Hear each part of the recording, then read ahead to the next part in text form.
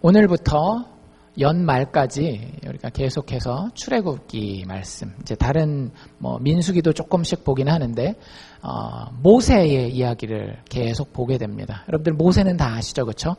한두 번씩 이름은 최소한 들어봤을 것이고 많은 분들이 모세가 어떤 인생을 살았었는지를 이렇게 좀 기억하실 거예요. 그래서 옛날 이야기로서 우리가 이렇게 듣고 생각하고 재밌는 이야기다, 어디는 좀 지루하다, 이런 이야기가 있을런지 모르겠는데, 여러분들 성경을 보는 데에는 믿음이 필요하고 믿음에는 지혜가 필요해요. 그게 무슨 얘기냐면, 어떤 사람은 성경을 보고 하나님을 부인하는 사람이 있습니다. 이거 다 가짜고 인간이 만들어낸 거고 하나님은 없어, 이런 사람이 있어요.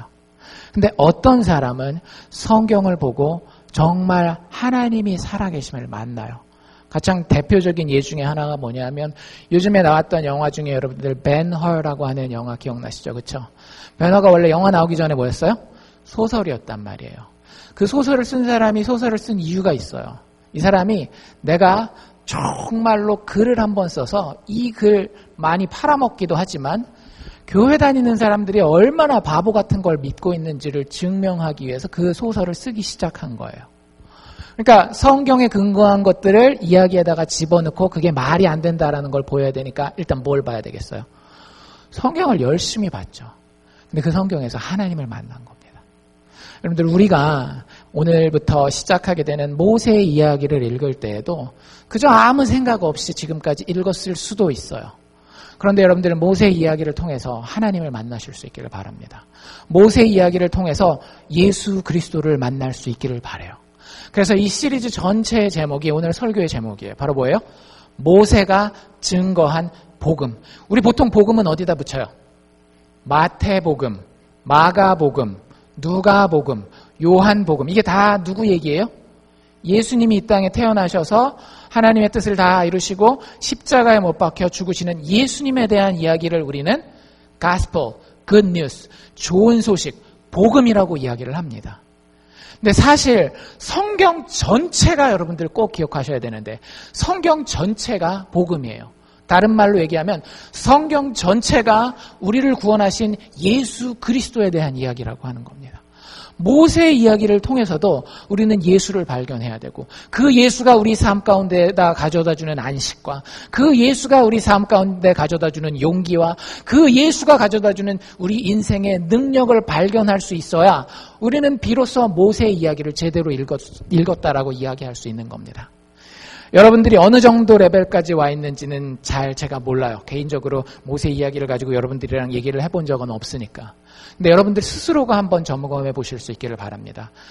내가 아는 모세 이야기는 얼마나 성경이 의도했던 복음에 가까웠었는지, 아니면 그냥 단순한 옛날 이야기였는지, 이번 기회를 통해서 긴 시간이잖아요. 지금 9월 중순 대지니까 9월 뺀다 할지라도 10월, 11월, 12월 석 달 동안이니까 출애굽기 한 번이라도 내가 한번 보겠다. 그리고 거기에 나와 있는 말이 진짜 그러한가 설교 듣고 여러분들 다시 한번 묵상해보고, 여러분들 그게 그리스도인의 삶이에요.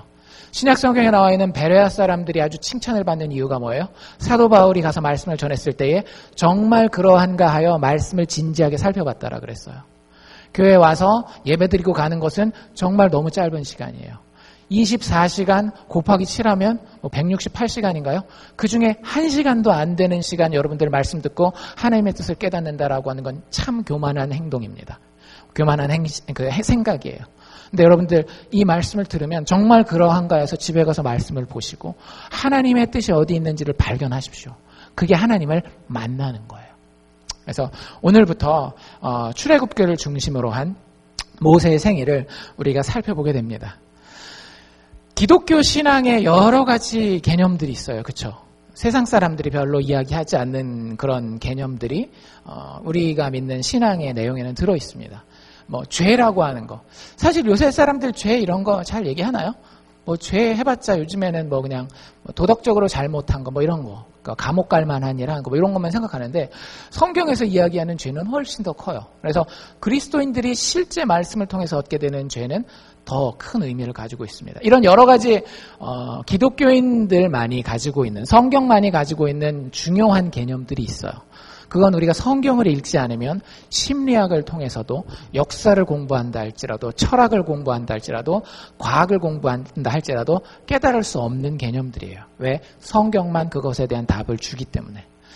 저희가 이 모세 이야기를 통해서 살펴볼 주제는 무엇인가 하면 구원이라고 하는 주제입니다. 구원. 여러분들 교회 다니는 이유는 뭐예요? 돈 많이 벌기 위해서? 병 고침을 받기 위해서? 가족들이 잘 되기 위해서?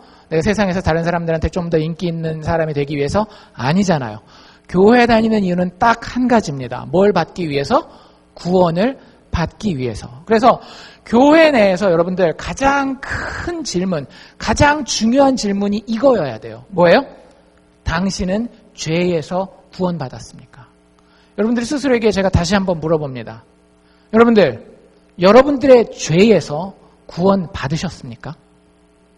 여러분들이 정말로 죄인임에도 불구하고 하나님의 기쁜 소식, 예수 그리스도의 복음을 통하여 정말 구원받았습니까? 라고 물어보는 것에 대해서 교회 안에 있는 많은 사람들이 구원이 뭐예요? 그냥 좀 잘 되는 건가요? 내가 어려운 상황 가운데 있는 가운데 잘 풀리는 건가요? 그 구원받기 위해서 복음이 필요하다 그러는데 복음이 영어로는 뭐예요? 가스펠이잖아요. 그러면 가스펠 자체가 복음이 뭔지 잘 몰라가지고 이게 헷갈리는 사람들이 참 많이 있어요. 여러분들 이 이야기를 통해서 출애굽기 이야기를 통해서 정말로 내가 신앙생활을 왜 하고 신앙생활의 결과가 무엇인지를 알고 그 과정을 어떻게 겪어야 되는지 한번 깨달으실 수 있기를 바랍니다. 모세의 이야기가 그 구원에 대해서 성경의 여러 부분이 구원에 대해서 설명하지만 가장 잘 설명해 주는 예 중에 하나예요. 모세의 이야기를 한마디로 요약하면 바로 이겁니다. 구원하시는 하나님. 여러분들 그 하나님을 아세요? 정말로 내가 죽을 것 같은 그때에 나를 구원하시는 그 하나님. 그 하나님의 이야기가 모세의 이야기예요. 여러분의 하나님이 많은 교회 다니는 사람들의 하나님은 진짜 그래요. 그냥 멀리 계셔요. 하나님은 언제 짠 등장하시는 분이에요. 내가 죽을 때 짠 등장하시는 분이에요. 그래서 내가 죽은 다음에 천국을 가야 할까 지옥을 가야 할까 그때만 살짝 나타나서 내 인생에 영향을 미치지 지금 내가 사업을 하고 있거나 지금 내가 자식을 가르치고 있거나 내가 지금 공부를 하고 있거나 내가 인간관계를 하고 있거나 이때는 항상 하나님이 어떤 하나님이에요? 멀리 있는 하나님이라고요. 근데 그렇지 않아요. 성경은 하나님을 분명히 우리에게 지금 우리의 삶의 현장에서 죽을 것 같은 일들, 힘들고 어려운 일들이 있으면 그 상황 가운데 개입하셔서 구원하시는 하나님이라는 거예요. 여러분들 그 하나님이 내가 죽을 때에도 개입하셔서 나를 구원하실 수 있는 거지 지금은 손길 하나 내비치지 아니하고 얼굴 한번 비치지 않는 그 하나님이 내가 죽을 때에만 짠 나타나서 나를 천국으로 구원한다라고 여러분들은 어떻게 확신하시겠어요? 성경 뭐라고 얘기하고 있습니까? 하나님은 어제도 오늘도 내일도 변치 않은 하나님인데 오늘 내 삶 가운데에서 구원하시지 않는 하나님이 내일 내가 죽어서 천국문 앞에서 심판보좌 앞에 섰을 때에 어떻게 나를 구원한다라고 여러분들은 확신하실 수 있겠어요? 모세가 그 구원하는 하나님에 대해서 너무나 뼈저리게 체험해서 그 이야기를 5권의 책 모세오경에다가 기록으로 남겨놓은 것입니다. 기본적으로 여러분들 이야기는 좀 알고 계셔야 되기 때문에 우리 1장으로 들어가 보도록 합시다. 출애굽기 1장 1절부터 저희가 읽지 않은 7절까지는 이런 이야기가 나와 있어요. 여러분들 성경에서 제일 중심이 되는 나라가 있죠. 어떤 나라예요? 대한민국? 가끔 그런 분들이 있어요. 저 신천지라는 분들은 예수님께서 재림하실 때 과천으로 재림하신대요. 그래서 거기다가 헤드쿼터를 두고 있습니다. 예수님 재림하시면 대한민국의 과천으로. 어디서 그런 해석이 나왔는지 모르겠는데 그 사람들은 막 짝 맞추기라 그래가지고 그러니까 성경도 아무렇게나 보면 안 돼요. 어쨌든 농담이고 그건 지나가고 여러분들 그 성경의 중심이 되는 나라는 일단은 우리가 알고 있는 이스라엘이라고 하는 나라예요. 이스라엘의 역사를 우리가 그 나라의 역사가 중요해서가 아니라 하나의 샘플로 하나님이 보여주신 거거든요. 하나님이 어떻게 사람들과 관계하시고 역사하시는 가운데 구원하시는지를 보여주기 위해서 이스라엘이라는 나라를 샘플로 삼았을 뿐인데 그 역사를 조금 더 알면 그 과정을 우리가 쉽게 알 수 있기 때문에 그래서 성경에 나와 있는 이스라엘 역사를 보는 겁니다. 뭐 대한민국의 역사도 모르는데 무슨 성경에 나와 있는 남의 역사를, 그거는 조금 이렇게 성경이 흘러가는 흐름을 모를 때 할 수 있는 얘기고, 기본적으로 이스라엘의 역사를 여러분들 조금은 알고 계셔야 돼요. 이스라엘의 시초가 누군지는 여러분들 아시죠? 아브라함이라고 하는 사람이 있습니다. 근데 그 아브라함에게 하나님이 약속하신 게 뭐냐면 내가 너로 하여금 번성하게 하고 나라를 만들어 주겠다라고 이야기를 해요. 근데 아브라함이 나라를 만들려면 자식들을 많이 낳아야 돼요? 조금 낳아야 돼요? 많이 낳아야 되잖아요. 근데 아브라함에게는 아들이 몇 명 있었을까요? 예, 물론 첩에게서 낳은 자식이 한 명 더 있고 나중에 후첩을 하나 더 얻거든요. 거기서 낳은 아들들이 있긴 하지만 실질적으로 본인도 인정하고 또 이스라엘의 역사에서 인정하는 아들은 한 명 딱 낳아요. 사라라고 하는 자기 아내에게서 이삭이라고 하는 아들을 한 명 딱 낳습니다. 그러니까 한참 가슴이 부풀었죠. 하나님이 우리 가문을 막 풍성하게 해주셔서 가문 정도가 아니라 나라가 되게 해주신다는데 도대체 어떻게 하시나 보자 했는데 딸랑 아들 몇 명? 한 명. 그것도 간신히 받아요. 막차 타가지고. 100살 돼가지고 아들 낳았는데 그 아들의 이름이 이삭이었어요. 그래서 이삭을 이렇게 키우면서 보니까 이삭도 이제 아들을 낳아야 될 때가 됐는데 참 쉽지 않았던 것 같아요. 이삭이 아들을 낳았는데 몇 명 낳아요, 이번에는? 그래도 배가 했습니다. 몇 명? 2명 낳아요.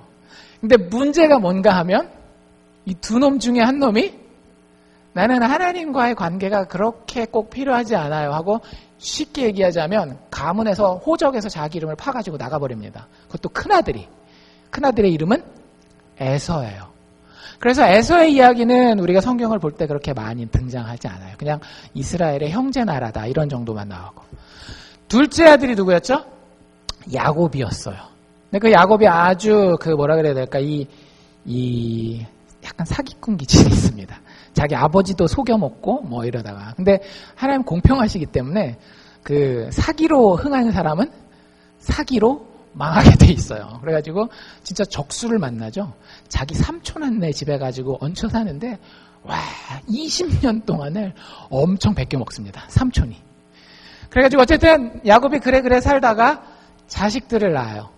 자식들을 낳는데 자기가 의도하지 않게 많이 낳습니다. 왜냐하면 아내를 의도하지 않게 많이 가지게 됐거든요. 자기가 사랑하는 사람이랑 결혼하려고 했는데 첫날 밤에 딱 들어갔는데 자기 삼촌이 바꿔치기를 해버렸어요.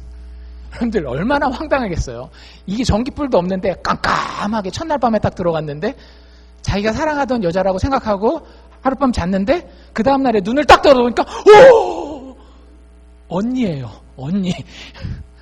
야, 그러니까 성경에 보면 별의별 얘기가 다 나오는 거예요. 그럼 어차피 어쩔 수 없으니까 그 책임을 져야 되니까 언니랑 결혼하고 자기가 사랑하는 그 여자랑 결혼을 하긴 해요. 근데 그 둘이 자매가 결혼하고 나서 사이가 어떻겠어요? 좋을 리가 없죠. 남편의 사랑을 네가 받네 내가 받네 해가면서 엄청 싸워서 자기들이 더 사랑받기 위해서 남편한테 여자를 갖다 댑니다. 첩삼아 하면서 자기 여종을 남편한테 갖다 대요. 언니가 그렇게 하니까 나중에 동생도 나도 질 수 없지. 내 여종도 당신 첩으로 삼아. 그래서 야곱은 참 팔자에도 없는 아내를 몇 명이나? 4명이나 가지게 돼요. 그래서 거기에서 자식이 12명이 나와요. 12명이. 참 바보 같은 거죠. 여러분들 그게 하나님의 복이라고 생각하지 마십시오. 성경이 야곱이 그것 때문에 얼마나 고생했는지에 대해서 이야기하고 있어요. 진짜 이건 아주 건강하지 못한 가정입니다. 근데 그럼에도 불구하고 하나님은 그 야곱의 사기꾼 기질과 그 인생의 모자름을 사용해서 하나님이 약속하셨던 내가 너를 위대하게 하리라 라고 하는 그 약속을 이루어 가시는 게 사실은 성경의 역사예요. 그러니까 여러분들 걱정하지 마세요. 내가 좀 부족한 게 있어요? 내가 좀 실수한 게 있어요? 물론 여러분들 그거에 대해서는 책임질 생각하고 하나님 앞에서 정말 엉엉 울면서 회개할 생각해야 됩니다. 근데 한 가지 다행인 것은 뭐예요? 그 끝에 하나님이 책임지신다라고 하는 거예요. 그러니까 예수 믿는 사람들이 이게 좋은 거예요. 자식을 키워도 열심히 자식 키우지만 마지막에 여유가 있어요, 없어요? 있어요. 건강에 대한 문제도 마찬가지예요. 내가 이 건강 끝까지 책임지려고 하지만 병이 조금 드는 것 같아도 마음이 어때요? 하나님을 신뢰하기 때문에 평안함이 있는 거예요. 그게 이스라엘의 역사입니다, 사실은. 근데 이제 그 이스라엘 역사가 출애굽기에 나오면 좀 아주 구체적인 사건을 만나게 돼요. 야곱에게 아들이 몇 명 있었다고요? 12명이 있었단 말이죠. 그 12명의 아들 중에, 그러니까 야곱이 참 미련한 거예요. 하나님 좀 알려주시면 배워야 되는데 왜 그 모든 비극이 시작됐어요? 편애에서부터 시작된 거거든요. 자기가 편애를 받았어요. 자기 형만 좋아하고 아빠가 자기를 안 좋아하니까 가족이 개판이 됐었거든요. 근데 그걸 자기 가족을 따로 이뤘을 때도 편애를 그렇게 한 거예요. 아내 1명, 4명 중에 1명 그렇게 사랑하니까 얼마나 힘들어요. 근데 그걸 깨닫지 못하고 계속 어떻게 해요? 아들 12명 중에 1명을 콕 찍어서 사랑해요. 나머지는 다 길거리표 옷을 입혔는데요. 너는 일로 와. 나이코. 해가지고 이렇게 딱 표 붙은 거 이렇게 해서 끝에 살짝 꺾어진 거 나이코 해가지고 그거 사주고. 그러니까 형들이, 얘가 11번째 아들이었거든요. 12명의 아들 중에. 형들이 좋아했겠어요? 싫어했겠어요? 싫어하죠. 좋아할 리가 없습니다. 그 아이의 이름은 요셉이. 아버지는 되게 좋아했는데 형들은 참 껄끄러워했어요. 그래서 결국에 형들이 어떻게 해요? 요셉을 죽이려고 해요. 근데 차마 자기 형제니까 죽이지는 못하고 어떻게 해요? 이집트라고 하는 나라, 성경에 애굽이라는 나라가 지금의 이집트입니다. 애굽에다가 노예로 팔아버리는 거예요. 인생 끝났죠, 사실은. 자기 부모를 만날 그런 것도 없고, 여러분들 지금처럼 내가 지금 알칸사에서 조금 안 되면 타주로 가가지고 뭐 해보고, 그거는 오늘날에나 가능한 겁니다. 그 당시에는 반드시 어디에 세틀다운, 자리 잡고 서려면 기본적으로 있어야 되는 게 뭐냐면 패밀리예요. 가족이 없으면 아무것도 시작할 수가 없는 상황이에요. 근데 가족이 도대체 가족 얼굴을 볼 수도 없는 먼 이집트까지 팔려갔지. 게다가 신분도 높은 게 아니라 노예로 팔려갔단 말이에요. 그러니까 뭐 선한 것을 기대할 수 있겠어요, 그 인생 가운데. 하나님이 그 요셉을 쓰세요. 요셉을 우여우여 곡절을 거쳐서 이집트에, 애굽에 뭘 삼으세요? 총리 대신으로 삼습니다. 요즘으로 얘기를 하면 수상, 프라임 미니스터를 삼은 거예요. 그러니까 왕 다음에 제일 높은 사람이 누가 된 거예요? 노예로 팔려간 요셉이 그렇게 된 거예요. 그러니까 하나님 믿는 사람들은 그런 인생 역전에 대한 꿈이 있어요. 내가 잘나서가 아니라 하나님이 한번 작정하시고 택하신 자에 대해서는 하나님 끝까지 책임지시기 때문에. 잘 생각해 보세요. 여러분들, 요셉은 어떻게 됐어요? 이집트 땅에서 완전 바닥을 쳤죠. 그렇죠? 바닥. 근데 하나님은 어떻게 해요? 쫙 끌어올려서 프라임 미니스터의 자리에 올렸단 말이에요. 반대로 남아있는 요셉의 형들은 어때요? 요셉의 형들은 이제 꼴 보기 싫은 그놈 11번째 아들 요셉도 없어지고, 아버지가 모든 재산을 우리에게 공평하게 나눠줘서 이제 우리가 잘 나갈 일만 남았다라고 생각했어요. 거기 어떤 일이 벌어졌을까요?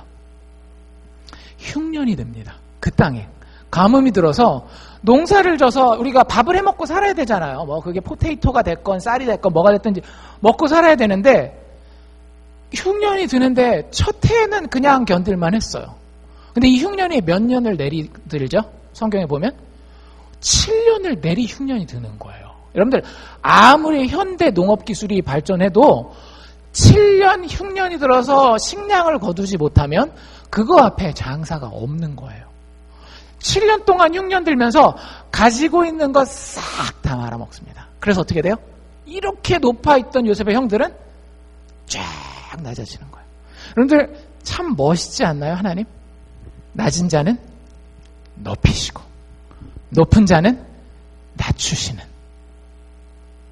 그래서 예전에 이 요셉이 형들한테 마지막 이집트로 팔려가기 전에 이런 장면이 나와요. 형들한테 진짜 빌어요. 싹싹 빌면서. 손에 지문이 다 없어질 정도로 싹싹 빌면서 형님들 한 번만 살려주시면 내가 앞으로 잘할게요. 그렇게 빌어요. 들었을까요? 안 들었을까요? 안 들었으니까 팔려간 거죠. 근데 나중에 그 오랜 세월이 지나고 난 이후에 이 형들이 이제 바닥까지 떨어진 거예요. 더 떨어질 데가 없어요. 그래서 이제 남은 옵션은 하나, 우리가 남아있는 거 다 먹고 굶어 죽는 거예요. 근데 거기서 서광이 하나, 빛이 하나 쫙 비춰옵니다. 어디서? 여기서. 여기서 이렇게 빛이 쫙 비춰와요. 소문에 듣자 하니 이집트, 애굽이라고 하는 나라에 식량이 넘쳐난다더라. 거기 가면 좀 비싸긴 하지만 먹을 걸 사올 수 있다더라. 그 얘기가 들리는 거예요. 그래가지고 이렇게 낮아진 사람들이 애굽 땅으로 가서, 이집트 땅으로 가서 뭘 사와요? 곡식을 사와요. 첫 번째 가서 사왔는데 흉년이 끝나질 않잖아요. 7년이면 진짜 긴 겁니다. 한 번 더 가요. 한 번 더 갔을 때, 사실 첫 번째 갔을 때 이렇게 돌아올 때 그 사건이 좀 있었어요. 도둑질을 해온 것처럼 거기를 빠져나오게 됐거든요. 자기들이 의도하지도 않았는데. 그러니까 두 번째 가고 싶은데 갈 수가 없는 거예요. 왜? 거기서 도둑질을 해가지고 왔으니까. 그것도 누구 걸 도둑질해온 것처럼 됐는가 하면 그 나라의 왕 다음으로 높은 사람 거. 누구요? 요셉의 것을 도둑질해온 모양이 돼버린 거예요. 그러니까 먹을 걸, 식량을 사온 게 첫 번째 사온 게 다 떨어지니까 또 가긴 가야 되는데 이게 갈 수가 없는 거죠. 그래서 참다 도저히 배고픔 때문에 못 참게 될 때 그럼 목숨을 걸고 가서 자초지정을 설명하고, 사실 우리가 훔치려고 해서 훔친 게 아닌데 미안하다라고 얘기하고 곡식을 사오려고 해요. 갔는데 어떻게 했을까요? 수년 전에 요셉의 모습, 그 모습이 바로 이 형들의 모습이 되는 거예요.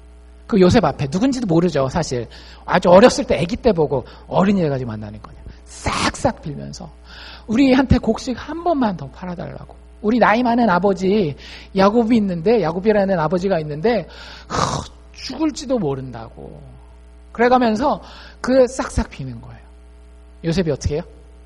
자기를 탁 드러내고, 형님들, 내가 형님들이 종으로 팔았던 그 요셉입니다 라고 이야기를 하는 거예요. 그리고 나서 오늘 출애굽기 1장으로 이야기가 연결되는 겁니다. 출애굽기 1장에 보면 어떤 얘기가 나와 있는가 하면, 야곱과 함께, 야곱이 누구예요? 요셉의 아버지입니다. 그 4명의 와이프를 가졌던 그 야곱. 그 야곱과 함께 각기 권속을 데리고, 권속은 가족, 식구들을 얘기를 하는 거예요. 식구들을 데리고 애굽에, 즉 이집트에 이르른 이스라엘의 자손들의 이름은 이러하니라 라고 하면서, 가족들의 이름을 쫙 써요. 여러분들 이게 어떤 상황인가 하면, 곡식을 두 번째 사러 갔을 때 요셉을 만났잖아요. 근데 그때도 아직 한참 흉년이 진행되는 기간이니까 여기서 곡식 사가지고 가는 거는 진짜 임시 방편이에요.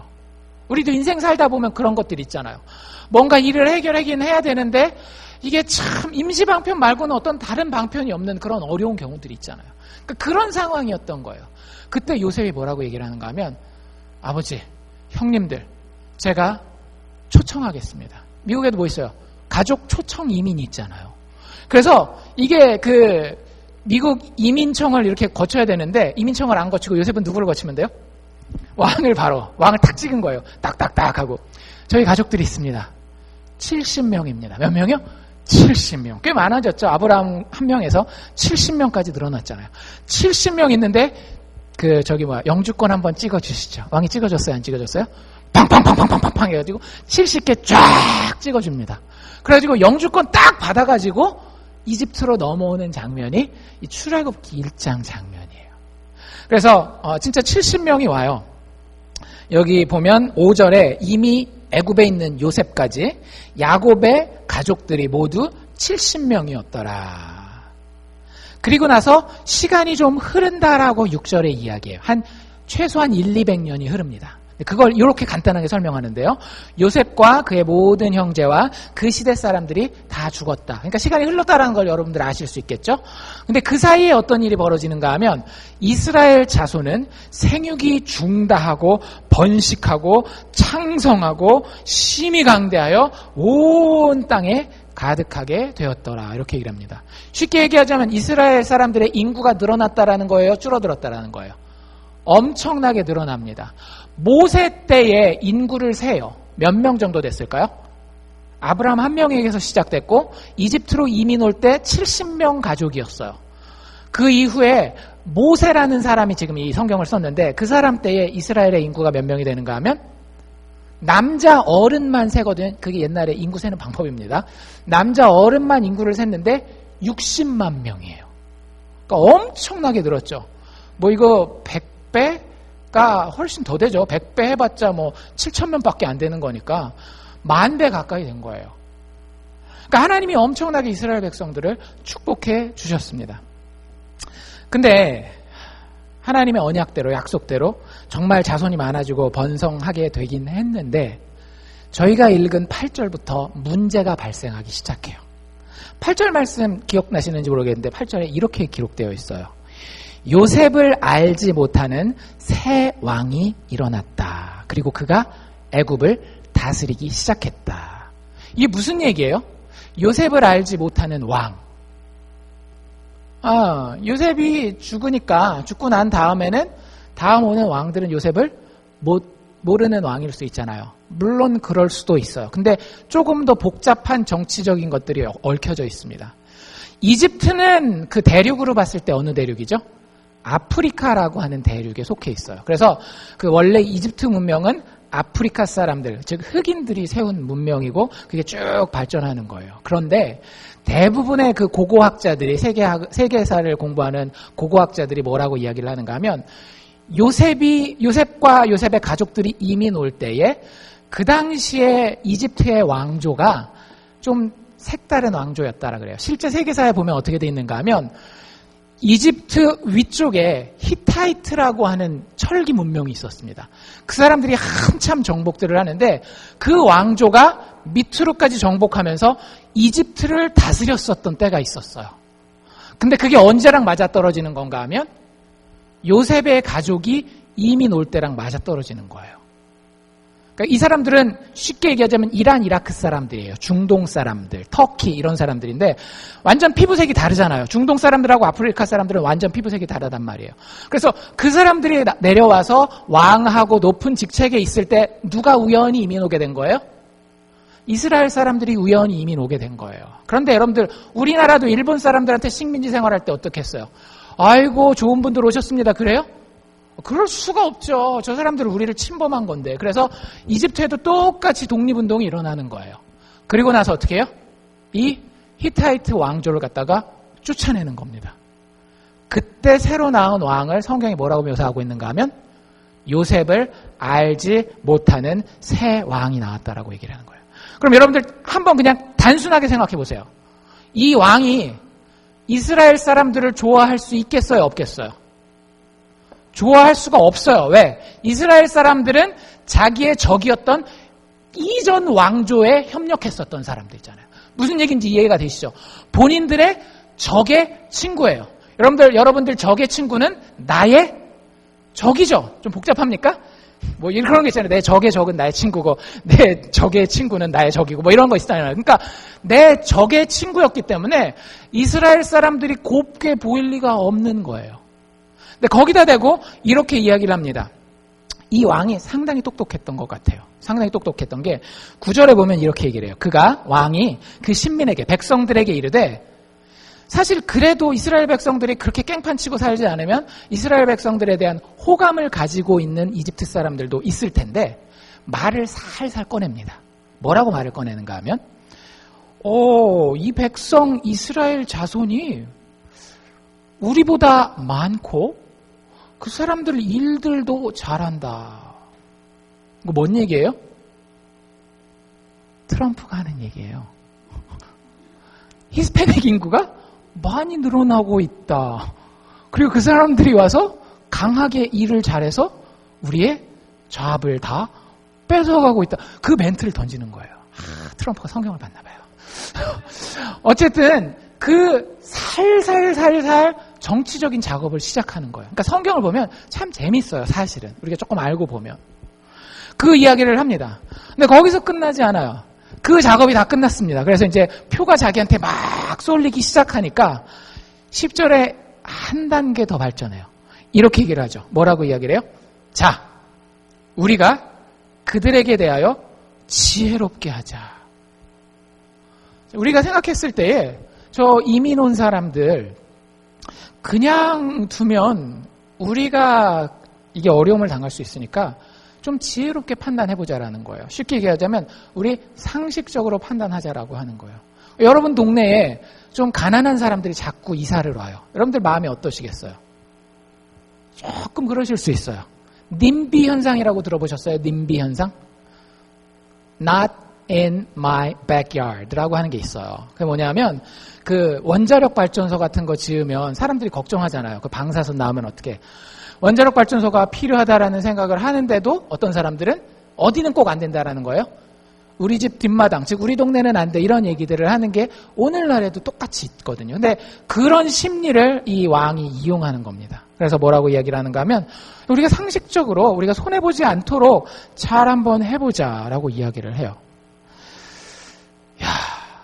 그리고 나서 사람들이 그러면 어떤 마음이 들겠어요? 마음 가운데 두려움이 들기 생겨요. 여러분들 이게 정치하는 사람들이 늘 쓰는 방법입니다. 히틀러 같은 경우도 계속해서 사람들의 두려움을 자극해요. 실질적으로 그 정치 기사, 신문 기사 나오잖아요. 그러면 요즘에는 빅데이터가 있어가지고 신문 기사를 다 데이터를 조사하면 사람들에게 가장 영향을 많이 미치는 단어가 이렇게 딱 나오거든요. 그게 뭐냐면 영어에서 danger예요. 그러니까 정치를 아주 잘하는 왕이긴 했던 것 같아요. 사람들한테 우리가 상식적으로 이런 어려움 가운데 두려움 가운데 빠지지 않기 위해서 뭔가 조치를 취해야 된다라고 액션을 이렇게 방석을 깔아놓는 거죠. 그리고 나서 마지막에 결정적으로 팍 터뜨립니다. 그게 뭐예요? 대부분 정치하는 사람들이 여기까지 가요. 전쟁이에요. 전쟁. 만약에 전쟁이 나면 어떡하냐? 너희들 몇 년 전에 히타이트가 쳐들어왔던 거 기억나지? 이 얘기를 탁 하는 거예요. 만약에 그 사람들이 또 쳐들어오면 지금 여기 있는 이 이스라엘 사람들이 우리 편이 될 것 같아? 그 사람들 편이 될 것 같아?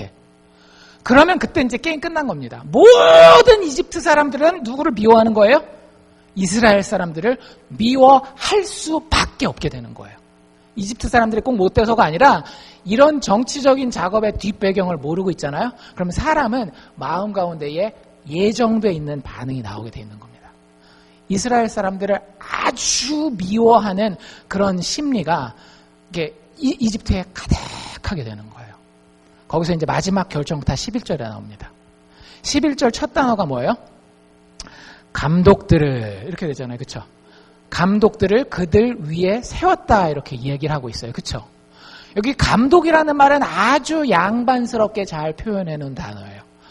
영어 성경 뭐 여러 가지 번역들이 있는데 제 거 영어 성경에는 이거 뭐라고 번역하고 있을까요? Slave Master라고 번역하고 있어요. 이게 그냥 단순한 매니저가 아니죠. 그렇죠? 단순한 슈퍼바이저가 아니라 이집트 사람들이 사람을 고용해가지고 쓰는데 그 사람들의 직책이 뭐예요? 노예를 관리하는 사람들이에요. 그럼 여기서 여러분들 뭘 알 수 있어요? 아, 이집트가 지금 신분 개혁을 했구나. 그렇죠? 신분 개혁을 해서 특정 그룹의 사람들을 뭐로 만들어버린 거예요? 노예로 만들어버린 거예요. 그 사람들이 누구예요? 이스라엘 사람들인 거예요. 그러니까 하루아침에 그 나라에 존경받는 그런 클래스에 있었던 사람들이 순식간에 뭐가 돼버린 거예요? 노예가 돼버린 거예요. 그래서 그 사람들을 핍박하기 위해서 그 사회에서 가장 힘들고 지저분하고 어렵고 죽을 수도 있을 만한 일들을 누구에게 시키는가 하면 이스라엘 사람들에게 시킵니다. 어떤 일 시켰대요? 국고성 비돔과 람셋을 건축하게 했다. 그냥 쉽게 생각하면 여러분들 이집트의 건축 양식을 우리가 잘 모르잖아요. 국고성을 어떻게 지었는지 모르지만 그래도 대충 추측할 수 있는 건축물들이 어떤 게 있어요? 피라미드나 스핑크스 같은 거 있단 말이에요. 혹시 이집트 가보신 분들 계세요? 저는 아직 못 가봤는데 그 설명해 놓은 거 보면 돌 하나가 어때요? 사람보다도 훨씬 더 큰 돌들이에요. 뭐 그 당시에 전기가 있었어요? 기중기가 있었어요? 뭐가 있었어요? 그걸 누굴 시키는 거예요? 이스라엘 사람들 시키는 거예요. 물론 뭐 나무 깔고 해가지고 뭐 과학적으로 잘 굴러갔다는, 그래 과학적으로 잘 굴려봐. 네가 굴려봐. 얼마나 힘든 일이겠어요. 그걸 수백 년을 시키는 겁니다. 힘든 인생이었겠어요? 아니면은 그래도 살만한 인생이었겠어요?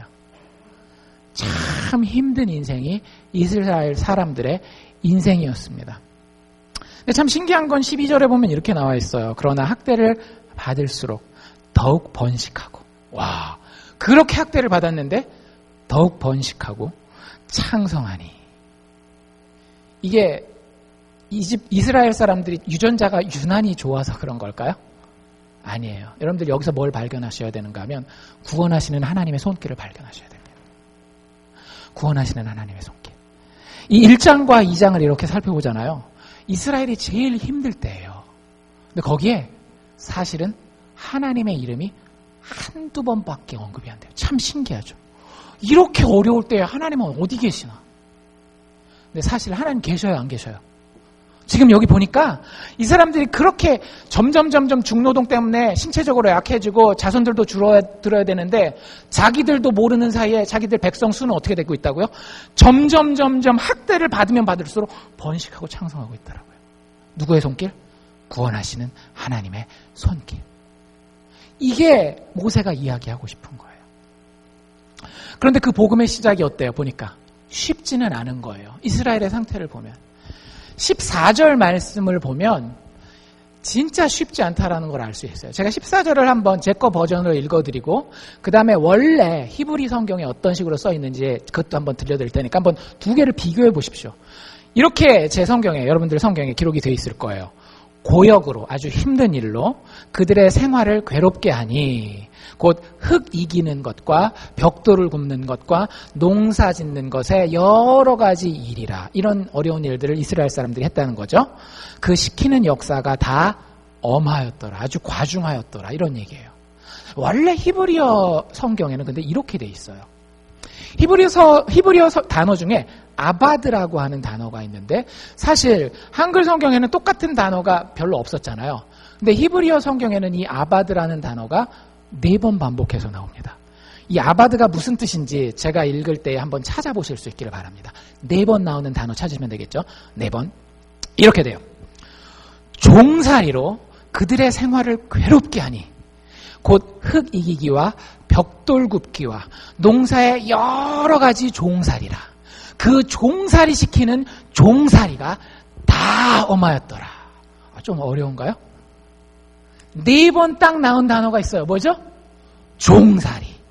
아바드라고 하는 단어가 serve, 섬기다라는 뜻인데 그냥 우리가 생각하는 그냥 식당에서 서빙하는 이런 serve가 아니라 노예로서 주인을 섬기는 것을 히브리어 단어로 아바드라고 이야기를 해요.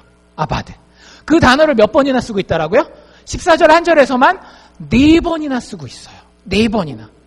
여러분들 출애굽기가 우리에게 가르쳐주고자 하는 것이 도대체 뭘까요? 그러면 이스라엘 사람들의 인생을, 이스라엘 사람들의 역사를, 그 당시의 역사를 한 단어로 표현한다면 뭐다? 종살이다. 우리에게 적용하면 어떻게 적용할 수 있는 거예요? 우리가 이 세상에서 발 딛고 살아가는 우리의 모든 인생을 성경적으로 한마디로 표현하면 뭐다? 종살이라고 하는 거예요. 여러분들 꼭 기억하십시오. 성경의 가르침입니다.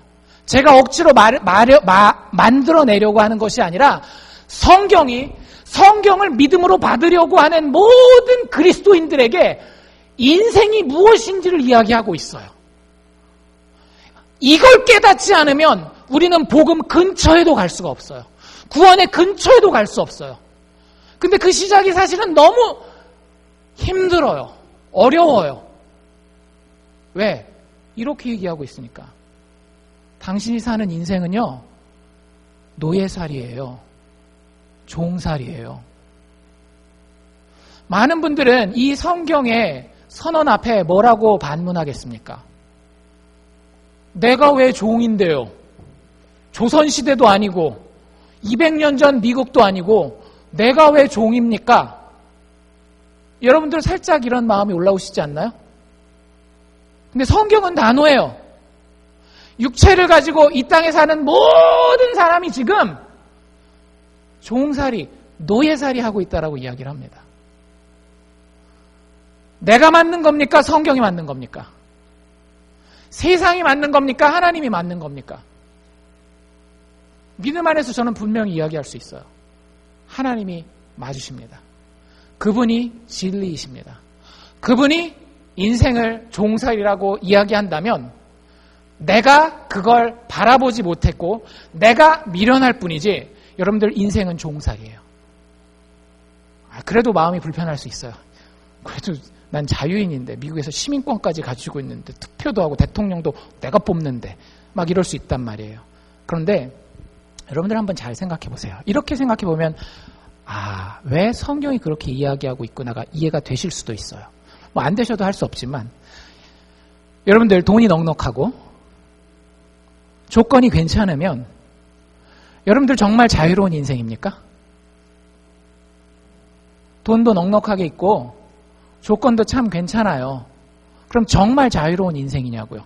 나는 노예가 아니라 참 자유인으로서 인생을 살고 있습니다라고 여러분들 자신 있게 내 인생과 내 주변에 있는 다른 사람들의 인생을 보면서 이야기하실 수 있겠냐고요. 제가 미국에 와서 제 성품이 달라서 그런 건지 모르겠어요. 참 안타까운 게 있어요. 한인 커뮤니티를 볼 때. 이런 얘기들 들어보셨죠, 여러분들? 뉴욕 얘기인데 여기는 어떤지 모르겠지만 뉴욕 옛날에 살기 좋았대요. 왜? 일요일만 되면 모든 가게들이 다 닫기 때문에 어디 가서 막노동을 하더라도 일주일에 하루는 노는 거예요. 그러니까 이민 초기 얼마나 힘들었겠어요. 막 세탁소 뒤에 가가지고 막 닭공장 가고, 물론 뉴욕에 닭공장이 있는 건 아니겠지만 진짜 막 투잡 쓰리잡 뛰는데 언젠 쉴 수 있는 거예요? 주일은 좀 쉴 수 있단 말이죠. 근데 그게 언제부터 바뀌었을까요? 한국 사람들이 본격 유입되고 난 이후부터 야채 가게들이 문을 닫질 않더래요, 주일날. 제가 들은 얘기예요. 진짜 수십 년 전 이야기죠. 그러니까 다른 가게들이 그걸 본받아서 가게 문을 닫지 않고, 그 다음에 이제 뭐 대형 체인점들, 월마트 같은 것들이 들어서면서 뭐 일주일 내내 돌아가는 가게들이 있습니다. 근데 이민 1세들이 어때요, 여러분들? 이민 1세들 중에 미국 주류 사회 회사에 들어가서 주 5일 근무하는 분들이 저희 가운데 많이 계시나요? 거의 안 계시죠? 그쵸? 대개 이민 1세대가 오면 하는 게 뭐예요? 자기 비즈니스란 말이에요. 실제 저희 교회도 대부분 많은 분들이 자기 비즈니스를 시작하는 것이 우리의 생계를 유지하는 방법입니다. 뉴욕도 비슷해요. 뉴욕도 이게 되면 취업하는 것보다는, 취업은 사실 언어적인 문화적인 벽 때문에 쉽지 않고 자기 비즈니스를 합니다. 근데 제가 정말 안타까웠던 게 뭐였는가 하면, 비즈니스를 하면 여러분들 조금 한국 사람이 열심히 하고 잘하면 돈을 많이 벌어요, 못 벌어요? 많이 버시더라고요. 뭐 가끔 도시들마다 전설들이 있잖아요. 돈 세기 귀찮았었던 시대들이 있더라. 돈을 막 이렇게 레이크, 이거 갈고리로 팍 담아가지고 세는 거는 집에 가서 돈 다 세고 나면은 새벽 1시, 이런 시절들이 있었더라. 알칸사도 그런 시절이 있었다면서요. 그런 시절이 있었더라 얘기를 해요. 돈은 좀 버시더라고요. 정말로 돈을 좀 버시더라고요.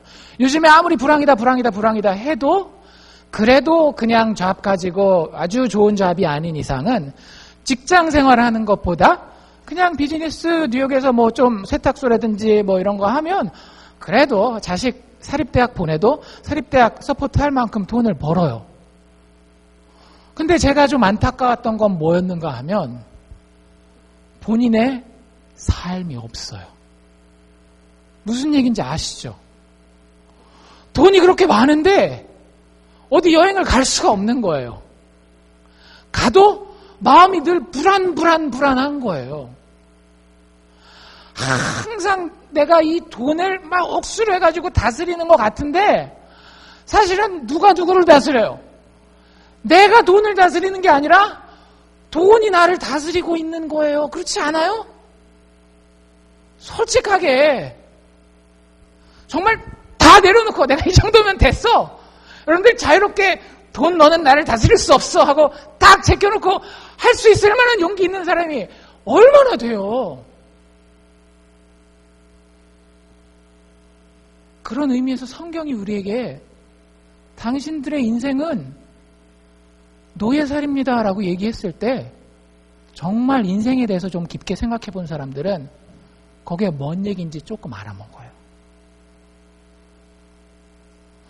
여러분들 자식들한테 잘하시죠, 그렇죠?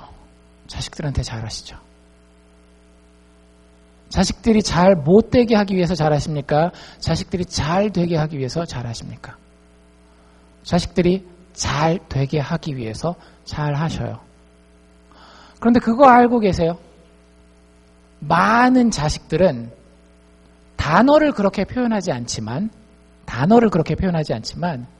자기들이 부모 밑에서 노예살이 하고 있다라고 느끼고 있습니다. 무슨 얘기야, 이놈들 배가 불러가지고. 야, 니네들 한국에 있을 거 생각해봐. 학원을 몇 시까지 갔다 와야 되는데. 그거에 비하면 니네는 진짜 자유인 중에 자유인이지. 근데 그렇지 않아요. 여러분들 정말로 아이들이 자기의 마음을 솔직히 털어놓을 수 있는 자리를 마련해 놓잖아요. 많은 이민 2세대들, 1.5세들, 2세대들, 이 아이들이 그 마음 가운데에 부모의 종 노릇하고 있다라고 생각해요. 물론 부모를 막 무시하거나 싫어하거나 그런 건 아니지만 한 인간으로서 본인이 독립된 인격체로서 있다라고 느끼지를 못해요. 부모님과 있는 한은. 그래서 애들이 다 고등학교만 졸업하면 어떻게 하려고 그래요? 타주로 가려고 하는 게 여러 가지 다른 이유들도 있겠지만 큰 이유 중에 하나는 뭐냐 하면 노예살이 벗어나고 싶은 거예요. 거꾸로 부모들은 여러분들 어떠세요? 자녀들을 위해서 정말 희생하고 참 아름답고 의미 있는 일을 인생을 산다라고 여러분들 생각하실 수 있잖아요. 근데 특히 한국 부모들, 아버지로서 어머니로서 애 나는 있지만 정진욱 한 개인으로서의 나는 존재하나요? 나의 꿈이 있고 내가 여전히 내 인생의 가슴 벅차고 하나님이 주실 내 인생의 비전 때문에, 내 자식의 비전 말고 내 인생의 비전 때문에 아직도 그 꿈을 사람들과 나눌 수 있을 만큼 여러분들 자유인이십니까? 아니면 그래, 이민 1세대인 내가 희생해야지. 나는 고생해도 내 자식들 좋은 음식 먹고 좋은 옷 입고 좋은 대학 가고 편안한 삶을 살아야지.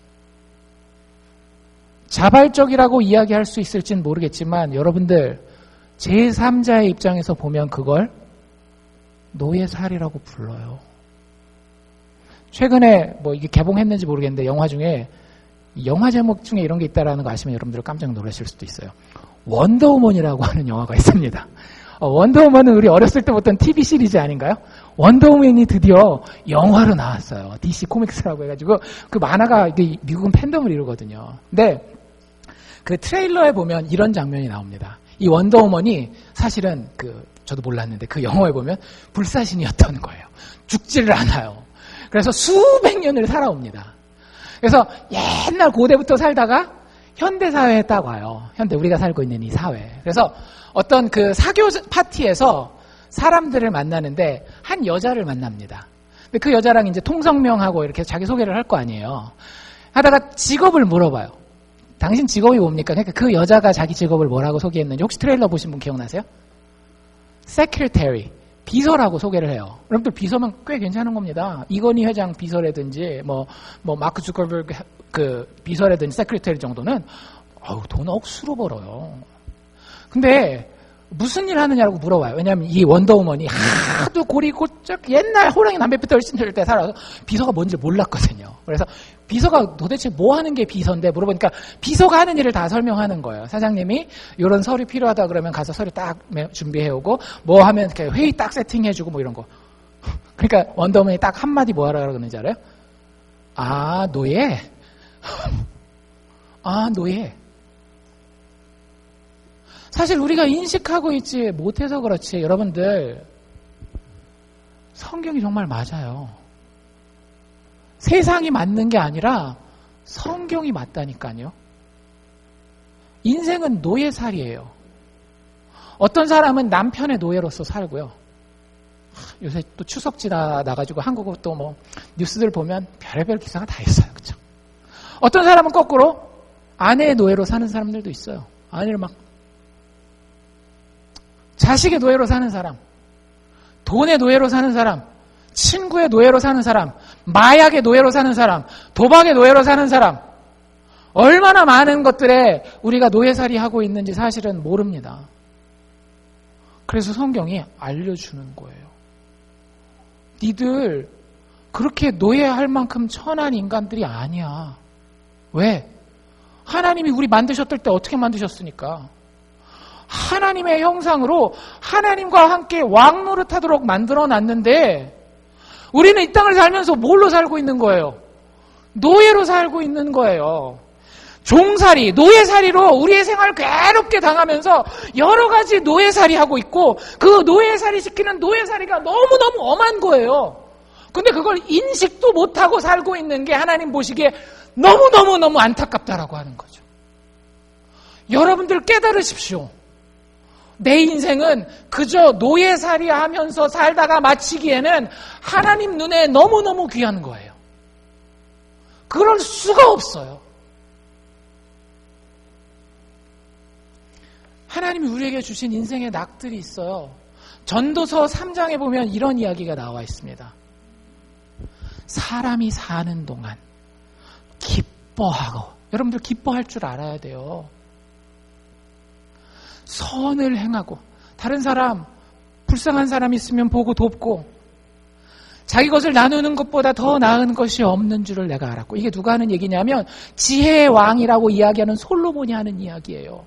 인생을 살면서 기쁨을 누릴 줄 알고 선을 행하는 것보다 나은 것이 없어. 그렇게 돈 열심히 벌고 그렇게 자식에게 목매달고 그거 아니야.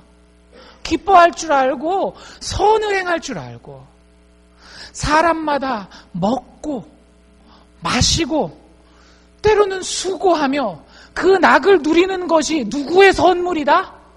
하나님의 선물인 줄을 내가 깨달았다 이거예요.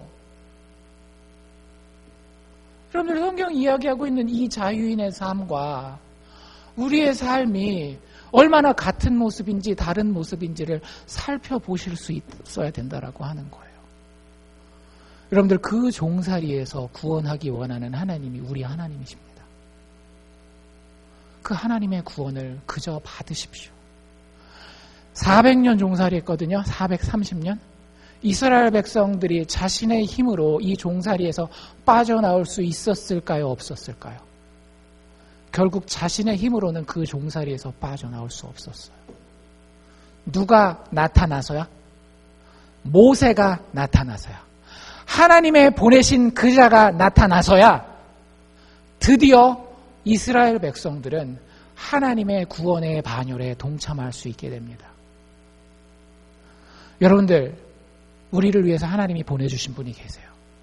우리가 이 인생의 종살이에서 아무것도 할 수 없고 도저히 빠져나올 수 없는 그 상황에 하나님이 드디어 우리의 종살이를 끝내기 위해서 보내주신 분이 계세요. 그게 누구예요? 예수 그리스도 우리 주이십니다. 여러분들, 그분께 나오라고 하는 것이 모세가 전한 복음이에요. 모세가 이 직책을 감당하면서 이 구원자의, 이 중보자의 직책을 감당하면서 마지막에 너무 힘드니까 이렇게 해요. 하나님, 내가 이거 도저히 감당할 수 없습니다. 구원은 나에게서 나올 수가 없군요 했을 때 하나님이 모세에게 주신 지혜가 있어요. 이스라엘 백성들에게 나아가서 모세가 이렇게 얘기합니다. 나와 같은 선지자를 하나님께서 보내주실 것이니 너희가 그의 말을 들으라. 그래서 예수가 오셨어요. 그리고 예수가 우리를 위해서 죽어주셨고 그 예수가 우리를 위해서 다시 살아나셨습니다. 정말 동화 같은 얘기죠. 과연 이 노예살이가 그 중보자를 믿는 것으로 해결이 될까? 모세 이야기의 결론은 그것만이 우리의 종살이를 끝낼 수 있는 유일한 길이라고 이야기를 합니다. 세상은 우리의 숨통을 조여와요. 여기 맨 마지막 이야기 어떤 이야기가 나와요? 이스라엘의 아기들을, 남자아이들을 다 죽이려고 하는 그런 이야기가 나오잖아요. 세상은 그렇게 우리의 숨통을 조여옵니다. 사업이라고 하는 도구를 통해서 경제적인 혹은 공부에 관한 여러 가지 인간관계에 대한 도구를 통해서 우리의 숨통을 조여와요. 여러분들 그 아이들을 살렸던 게 누구예요? 하나님의 보내신 산파들이었단 말이에요. 여러분들 그 하나님의 보내신 그 사람을 기대하는 인생, 예수를 기대하는 인생이 구원에 가까운 인생이라는 것 기대하실 수 있기를 바랍니다. 여러분들 마음 가운데에 깊이 품으시고 내가 예수 놓치지 않으리라. 그래서 반드시 이 종살이의 굴레에서 벗어나리라라고 하는 믿음의 담대함 가지고 예수만 바라보시기를 주의 이름으로 축원합니다. 기도합시다.